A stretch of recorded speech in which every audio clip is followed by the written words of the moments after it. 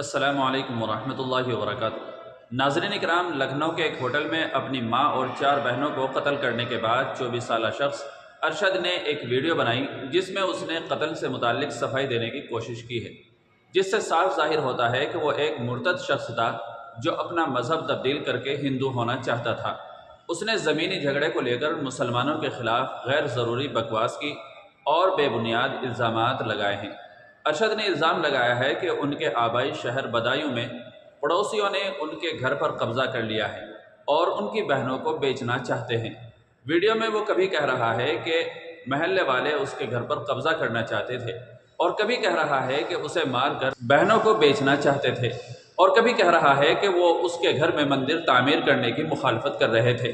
Video میں ارشد کہہ رہا ہے کہ میں نے بجرنگ دل اور دیگر ہندو تنظیموں سے رابطہ کیا لیکن کسی نے مدد نہیں کی۔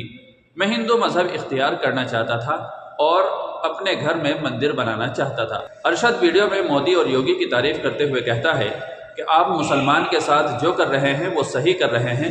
ارشد نے یوگی سے انصاف کی اپیل کی ہے۔ اس نے کئی لوگوں کو بھی مبینہ طور پر ذمہ دار قرار دیا ہے۔ اس نے کچھ لوگوں کے نام بھی لیے ہیں جن میں رانو، آفتاب، علیم خان، سلیم، عارف، احمد اور اظہر اور دیگر شامل ہیں۔ ان پر بے بنیاد الزام عائد کیا کہ وہ لڑکیاں بیچتے ہیں۔ اس نے پولیس پر بھی الزام عائد کرتے ہوئے کہا ہے کہ مجھے اور میرے والد کو جھوٹے مقدمے میں پھنسانا چاہتے ہیں۔ اس سے پہلے deputy commissioner of police central Lucknow Raveena Tyagi نے کہا ہے کہ یہ قتل ہوٹل شرنجیت میں کیے گئے ہیں۔ ملزم کی شناخت ارشد کے طور پر ہوئی ہے۔ اس نے مبینہ طور پر اپنے ہی خاندان کے 5 افراد کو قتل کر دیا ہے۔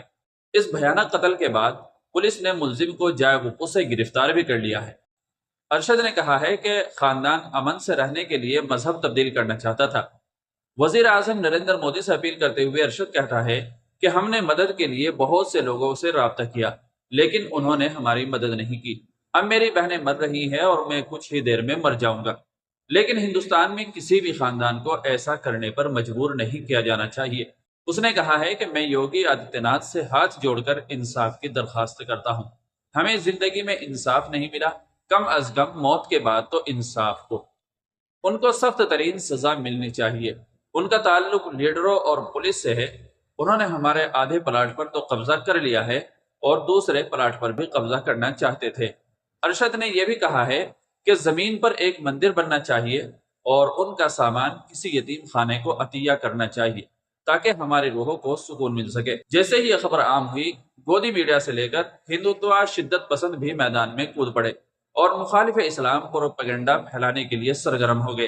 گودی میڈیا میں اس معاملے کو خوب اچھالا جا رہا ہے، جبکہ ہندوتوا شدت پسند سوشل میڈیا پر ویڈیو کو بڑے پیمانے پر شیئر کر کے نفرت پھیلانے کے مشن میں لگے ہوئے ہیں۔ تو دوستو، اس طرح کے واقعات کے بارے میں آپ کی کیا رائے ہے؟